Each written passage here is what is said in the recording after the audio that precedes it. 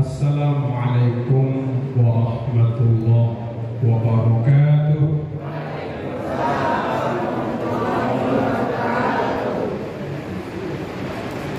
Mohon izin saya tegak di bawah saja. Silakan. Kebiasaan di atas mimbar ini rasa di studio rasanya.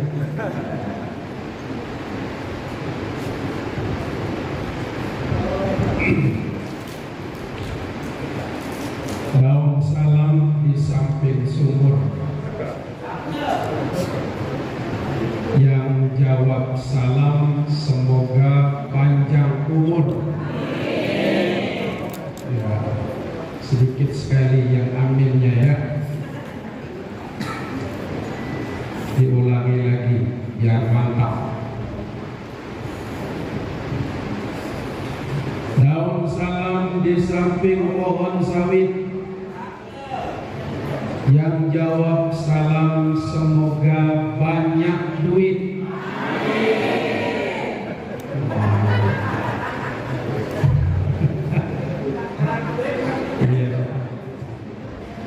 Assalamualaikum warahmatullahi wabarakatuh.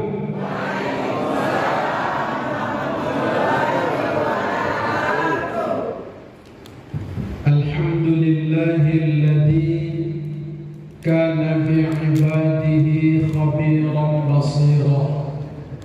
Asyhadu an la ilaha illallah wahdahu la syarika lah, wa asyhadu anna Muhammadan abduhu wa rasuluh. Allahumma shalli wa sallim wa barik ala Muhammad wa ala alihi wa sahbihi ajma'in, amma ba'd. Yang sama-sama kita hormati dan kita banggakan orang tua kita Dr. Andes Haji C. Hendra, Ketua DPD Golkar Jambi. Yang saya hormati bapak-bapak, ibu-ibu yang mungkin tidak bisa saya sebutkan satu persatu, mengingat waktu sekarang sudah jam 4 kurang 10 menit. Bisa di sound, bisa di apa supaya jangan menggema. Jadi ihunya kecilkan saja, biar jelas. Kecilkan lagi ihunya. Cek. Jadi volumenya saja yang naik. Baik, bapak-bapak, ibu-ibu,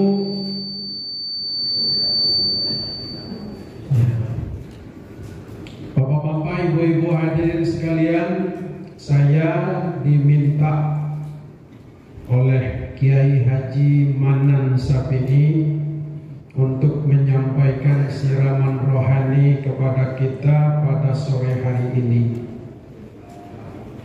Entah bagaimana beliau minta saya katakan kepada beliau, mohon maaf bang, saya kok tidak bisa bercakap politik. Ya, mungkin karena saya ini guru majelis taklim beliau, jadi dimintalah saya ceramah pada kesempatan ini. Mudah-mudahan bisa diterima. Bapak-bapak, ibu-ibu hadirin sekalian, sekarang kita sudah lewat dari pertengahan bulan Sya'ban. Artinya beberapa hari lagi kita akan memasuki bulan suci Ramadan. Kaitan dengan itu, dalam acara Harlah ke-53 DPD Satuan Karya Ulama Indonesia Provinsi Jambi yang diketuai oleh Dr. Andes Kiai Haji Manan Sapini, dan Haji Idham Khalid sebagai sekretaris.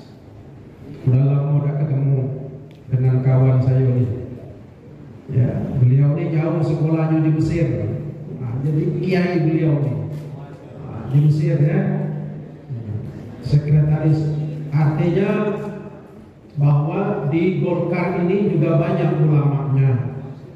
Gitu.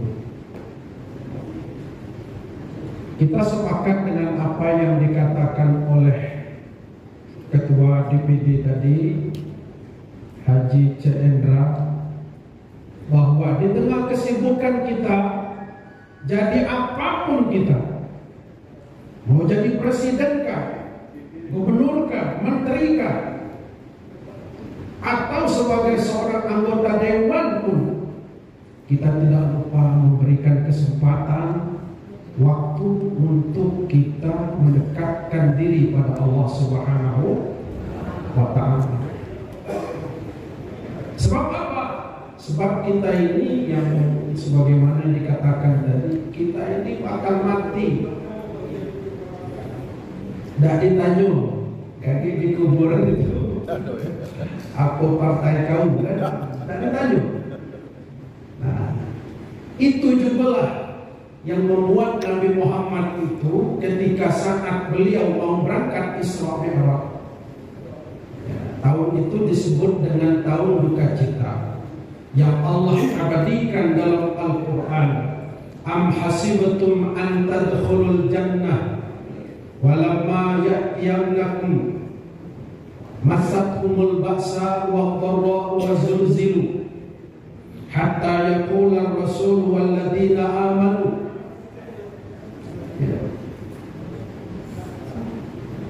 Dikatakan dalam Al-Quran, am hasibatum an tadkhulul jannata, apakah kamu mengira bahwa kamu akan masuk surga padahal belum datang ujian kepadamu seperti orang-orang terdahulu. Masathumul ba'sa wa dharra wa zulzilu. Mereka orang-orang terdahulu ditimpa malapetaka, kehinaan, dipuji dengan berbagai macam penderitaan, sehingga berkatalah mereka, mata nasrullah, mana pertolongan Allah.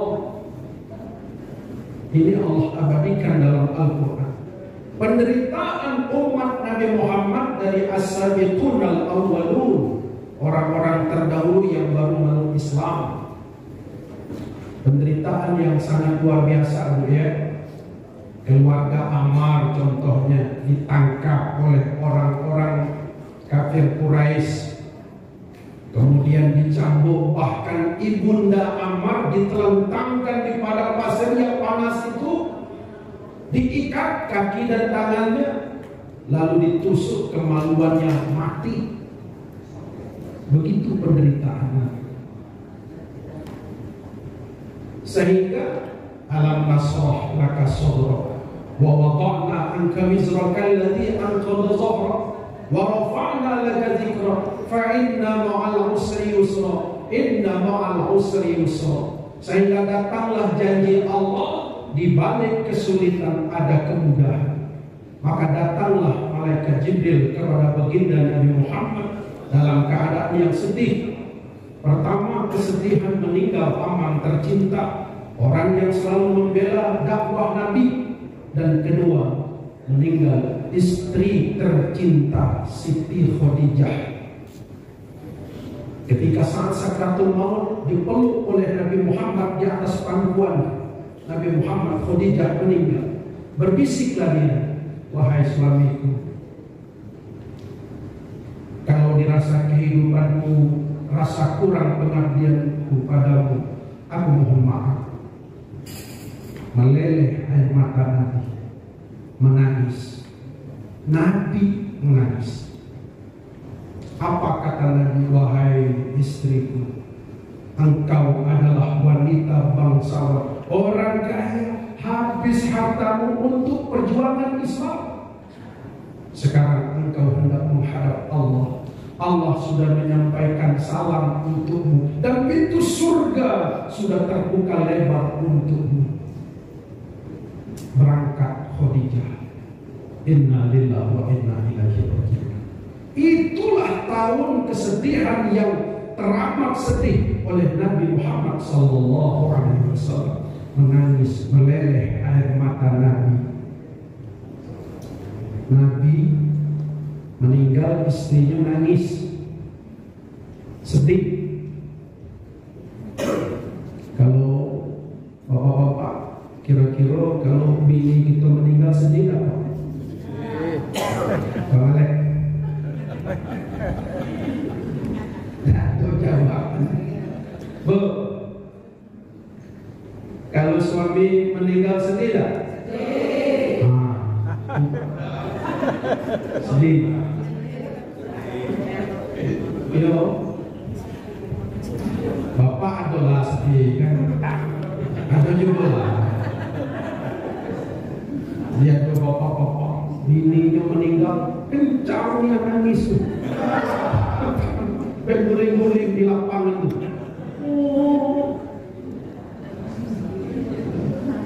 Nangis. Seminggu kemudian kawin pula. Rumputnya sebelah mata berai, sebelah kanan berai, sebelah kiri tengok mana jantung mundur. Ada juga kan. Ada yang lebih hebat lagi. Bini tetangga sebelah pun meninggal, dia orang pula kencangnya nangis. Menguling-uling. Ditanya kawan, "Woi Jo, bini tetangga tu meninggal, aku kau kencang nangis." Aku kata dah diwena bini yang cepat mati. Bini aku sampai kini tidak mati-mati. Astagfirullah. Jadi itu, ya, itu sesayang-sayang kita dengan laki, sesibuk-sibuk kita jangan lupa ngaji semaya. Kita tidak sependapat dengan ada statement di dalam YouTube kan. Saya pusing, kenapa ibu-ibu sekarang rajin ngaji? Ya kita baik sangka sajalah. Itu mungkin perhatian beliau dengan kaum ibu-ibu supaya ibu-ibu ini jangan sibuk di luar baik. Harus perhatikan anak-anak. Nah itu maksud beliau itu mungkin tidak baik. Kita baik sangka saja. Qu anfusakum wa ahlikum nar. Jaga dirimu dan keluargamu dari api neraka. Bagaimana caranya kita menjaga anak-anak kita ini? Yaitulah majelis taklim. Majelis taklim itu adalah wadah bagi ibu-ibu menuntut ilmu. Mereka tidak lagi di pesantren. Ada di dalam lingkungan itu, dalam majelis taklim bermacam-macam. Ada yang doktor, ada yang insinyur. Ibu-ibu majelis taklim belajar mereka. Tentunya kadang-kadang mereka ngaji bawa anak, kadang-kadang sambil dipangku, digendong anaknya. Itulah ibu-ibu yang luar biasa. Ini ada ibu-ibu Al-Hidayah nih ya. Ya Bu, mana ibu-ibu Al-Hidayah? Nah, ada ya. Biasanya ramai di ibu-ibu Al-Hidayah. Saya juga kebetulan ngajar di Masjid Agung tuh. Nah, ya, ini ada juga orang kampung saya nih, Pak Cek. Ibu-ibunya orang kampung saya dari Seberang sana, Senau. Wah, luar biasa. Ya, orang Senau. Jadi bapak-bapak hadirin sekalian yang dirahmati Allah, kesedihan Rasul dalam suasana sedih berangkat Isra Mi'raj. Subhanalladzi asra bi 'abdihi lailan minal masjidil haram ilal masjidil aqsa. Maha suci Allah yang telah memperjalankan hambanya Nabi Muhammad dari Masjidil Haram ke Masjidil Aqsa. Kemudian Muhammad mampir di 4 tempat. Jadi Nabi Muhammad itu tidak langsung ke Masjidil Aqsa, mampir 4 tempat. Di antaranya di Thayyibah, Thayyibah, Madinah sekarang. Kemudian Madian, tempat Nabi Shu'aib. Kemudian lagi Bethlehem, tempat lahirnya Nabi Isa, ya kan? Kemudian Bukit Tursina, mampir beliau. 4 tempat ini. Kenapa mampir 4 tempat ini? Karena 4 tempat ini adalah tempat yang suci. Apa maknanya? Kalau kita berjalan jauh, jangan lupa mampir di tempat-tempat suci. Itu maknanya. Hampir di masjid. Kalau ada makam para wali, datang kita ke sana. Ya, misalnya kita ke Jawa Timur, hampir di makam Sunan Ampel, tawasul kita. Karena kita ini orang aswaja, ahlus sunnah wal jamaah. Perlu tawasul untuk emak ayah kita, supaya kita ini dekat dengan Allah Subhanahu wa Ta'ala. Dalam rangka bertabaruk Nabi Muhammad, ya Muhammad, kata Jibril, buka terompahmu. Ini tempatnya Musa menerima wahyu dulu. Buka. Ini tempat suci. Bertawasul, bertabaruk, mencari berkah. Jadi bapak-bapak hadirin sekalian, ternyata kita ini diminta untuk mencari berkah dalam hidup ini. Dan berkah itu kadang-kadang tidak saja pada tempat, ada pada waktu, ada pada orang. Nabi Muhammad berkah. Bayangkan, Khalid bin Walid panglima perang, tidak jadi perang. Kenapa? Karena topinya tinggal. Rupa-rupanya di dalam topinya itu ada rambut Nabi. Ada rambut Nabi.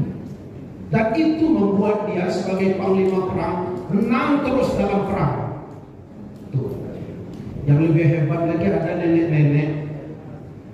Jadi Nabi berjalan ke rumah Anas. Anas ini anaknya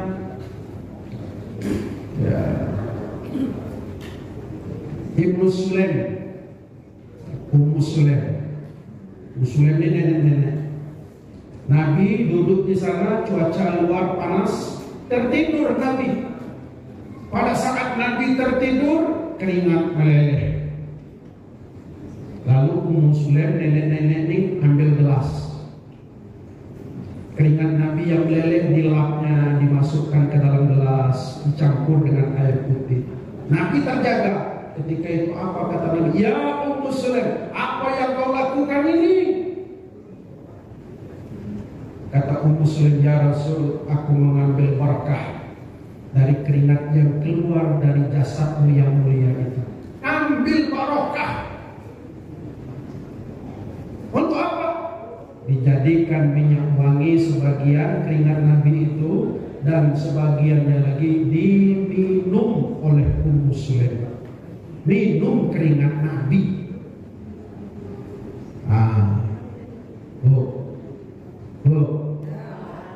Kalau nggak coba-coba besok pagi boleh. Ya, laki kita baru balik dari mana-mana, dia berkeringat, tidur, ambil gelas, tampung bawa keleknya, minum, insya Allah mencret. Nggak bisa makan keringat laki awak dengan Nabi, mana alasan? Tak perlu minum keringat laki. Lalu bagaimana? Apa kata Rasulullah? Al-barakatu ma'abil akabir. Keberkahan itu ada pada orang yang lebih senior dari kita. Ada pada orang yang lebih tua dari kita. Tua umur dan tua ilmu. Tua umur, marilah kita mencium tangan emak ayah kita. Betul tidak? Ini cium tangan ayah emak kita. Tangan laki kita cium. Jangan laki tangan laki orang kan? Ya. Nah, cium tangan. Sudah itu yang lebih tua ilmunya, kiai, ustaz. Ada pada mereka al-barakatu ma'abil akabir, keberkahan ada pada mereka. Jelas bu? Berangkat Nabi Nabi naik terus langit pertama, langit kedua, terus sampai langit ketujuh. Bertemulah dengan para nabi. Di langit ketujuh bertemu dengan Nabi Ibrahim. Apa makna buat kita? Bahwa kalau kita nak naik, jangan lupa dengan orang-orang tua kita. Itu maknanya. Kalau kita mau naik, jangan lupa dengan senior-senior kita. Siapa senior-senior kita? Izinlah kepadanya. Ya coba sekarang dia anak muda, mentang-mentang muda, ada ingat lagi dengan senior kan? Di mana saja, di kantor, di partai segala macam, jangan lupa dengan orang yang lebih senior dari kita. Mintai pendapat, minta nasihatnya. Begitu yang diajarkan Nabi Muhammad Sallallahu Alaihi Wasallam. Bapak Ibu hadirin yang dirahmati Allah, sampailah menghadap kepada Allah Subhanahu Wa Taala. Apa kata hadisnya disebutkan, faradallahu ala ummati lailatul Isra wal Mi'raj. Diwajibkanlah kepada umat Nabi Muhammad ini ketika malam Isra Mi'raj salat khamsina salatan, sebanyak 50 salat. Tentu berat. Maka fa'uraji'uhu wa as'aluhu tahfifa. Lalu mintalah Nabi Muhammad keringanan supaya diringankan menjadilah 5 waktu dalam sehari semalam. Nah, inilah yang menjadi oleh-oleh bagi kita, di mana dengan sholat itu kita menjadi orang yang baik. Karena as-sholatu mi'rajul mu'min, as-sholatu mahallul munajat, as-sholatu tatanha 'anil fahsya wal munkar. Banyak sekali dalil-dalil yang menjelaskan keutamaan sholat. Tapi sholatnya yang benar. Banyak orang sholat jalan terus, tapi maling pun jalan terus. Maka itu setiap momen Isra Mi'raj Maulid Nabi kita peringati itu dalam rangka untuk terus membina keimanan kita kepada Allah Subhanahu Wa Taala. Terakhir, Bapak-bapak hadirin sekalian, terkait menyambut puasa. Nah, dalam menyambut puasa ini Rasulullah Sallallahu Alaihi Wasallam ajarkan kepada kita. Kata Rasul, "Qad ja'akum syahrul Ramadan, syahrul mubarak." Telah datang kepada Ramadan, kepadamu Ramadan, bulan yang penuh barakah. Tuftahu abwabul jannah wa ghuliqat abwabul jahim wa sufidatis sayatin. Di mana bulan Ramadan itu pintu surga dibuka lebar, pintu neraka ditutup rapat, dan setan-setan dibelenggu. Fihi khairun min alfisah. Di dalamnya ada satu malam yang bernama Lailatul Qadar. Nah, itulah bulan Ramadan yang sebentar lagi kita harapkan. Mudah-mudahan kita dipertemukan dalam bulan Ramadan. Amin ya rabbal alamin. Bapak-bapak, ibu-ibu, hadirin sekalian, pertama jangan lupa kita bersih-bersih, Pak. Menyambut Ramadan, kita bersih rumah kita bersih kuburan mak ayah kita bersih masjid kita. Yang kedua, pasang sepanduk. Man fariha bidukhuli Ramadan harramallahu jasadahu 'alan niran. Barang siapa orang yang bergembira menyambut kedatangan Ramadan, maka Allah haramkan dia masuk neraka.